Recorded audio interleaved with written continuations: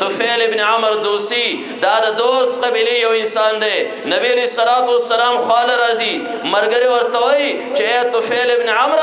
دلته یو نوجوان دی او هغه نوجوان سره یو ساحر یو سحر دی او هغه سحر په انسان باندې وای انسان ځان طرف تراکاږي طفیل ابن عمر دا هغه نوجوان خال ور نشي طفیل ابن عمر دوسی وای زویردم چیر شاهد دغه نوجوان ما بیلاری نکی مار چانه مالوچ طلب کړل ما خپل غوګونو کې هغه مالوچ کې خورل اسنه چې دا هغه ساحر نوجوان आवाज زما غوګونو تر ورسی زور عالم ما حرم کې وکتل جناب محمد رسول الله صلی الله علیه وسلم منځ باندې ولاړ دی او قران وای ما چهره مبارک ته وکتل ما دا چهره خور ساحر نه را دا چهره خور کذاب او دروژن نه را ما د غوګنه لخون ته کې مالوچ لرکل ما د پیغمبر علی صلوات و سلام نه هغه هدایت والا کتاب اوریدو هغه الفاظ زما غوګنه باندې زما زړه تور کوشل زما زړه کې لارې جوړ کړې زور عالم رسول الله مبارک پسې نبی علیہ الصلوۃ والسلام سلام وګرځو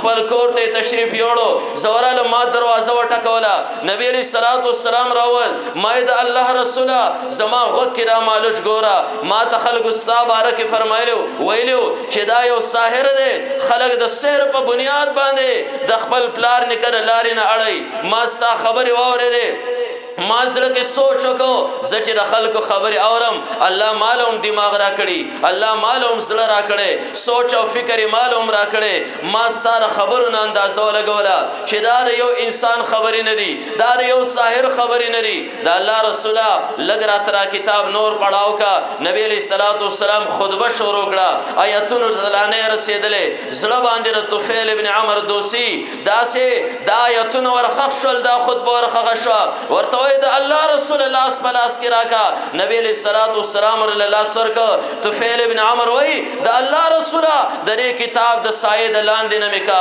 د دین تماور داخل کا نبی علیہ الصلوۃ والسلام فرمای طفیل ما سر الفاظ وایا اشهد ان لا اله الا الله واشهد ان محمدا عبده ورسوله هغه طفیل چې غوګونه کې مالو چې خورو خبر نو چې دا پیغمبر خو سایر نه دی در سره خو هغه کتاب دی چې هدایت والا دی الله فرمای هدى للمتقين اغه طفیل ابن عمر رسول الله مبارک د خوانزي د کلمې په نور سره منور دی مخنه ایمان چې کم دی نو چوکاويږي ځکه د رسول الله مبارک د خلینې چې کم دی هدایت والا کتاب